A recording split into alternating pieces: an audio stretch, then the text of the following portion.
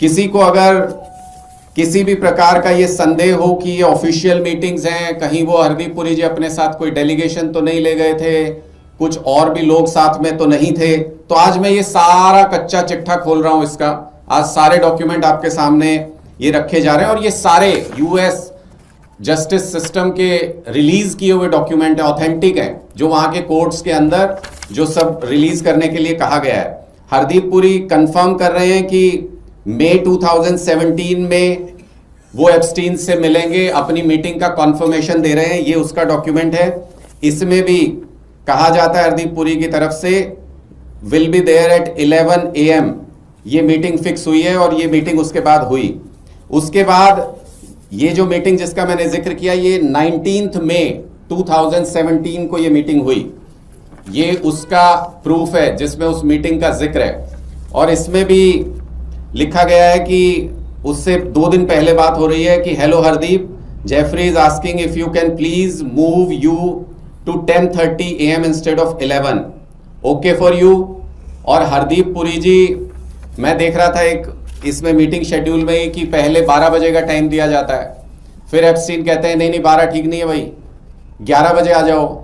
तो हरदीप पुरी जी कहते हैं जैसे कोई अपने मालिक को कहता है, उस तरीके से हरदीप पुरी जी कहते हैं हाँ ठीक है जी 11 बजे आ जाऊंगा। फिर उसके बाद अगले दिन सुबह कहा जाता है नहीं नहीं 11 नहीं यार 10:30 कर लेते हैं तुम्हारा टाइम। तो हरदीप पुरी जी कहते हैं ठीक है जी मैं 10:30 आ जाऊंगा। क्या हरदीप पुरी जी एप्स्टीन की नौकरी कर रहे थे, जो हाँ जी की नौकरी और ना जी का घर?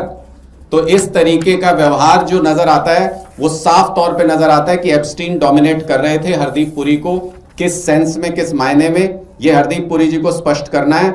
और जो वो कह रहे हैं कि मैं डेलीगेशन के साथ जाता था, ये एप्स्टीन का शेड्यूल जो उस दिन का उनके सेक्रेटरी ने उसको सुबह भेजा हुआ है उसके मेल के ऊपर, उसमें साफ तौर पे इंडिकेटेड है ये 12 बजे का टाइम हरदीप पुरी के लिए सिर्फ उनके नाम से अलग से रखा गया है। यानी ये पर्सनल अपॉइंटमेंट थी, अकेले हरदीप पुरी एप्स्टीन से मिल रहे थे, क्या बातें कर रहे थे, भारत के कौन सी व्यापार, कौन से समझौते, कौन सी चीज का डिस्कशन कर रहे थे, क्या वो एप्स्टीन से लेना चाहते थे और क्या एप्स्टीन को देना चाहते थे, ये हरदीप पुरी जी को स्पष्ट करना चाहिए।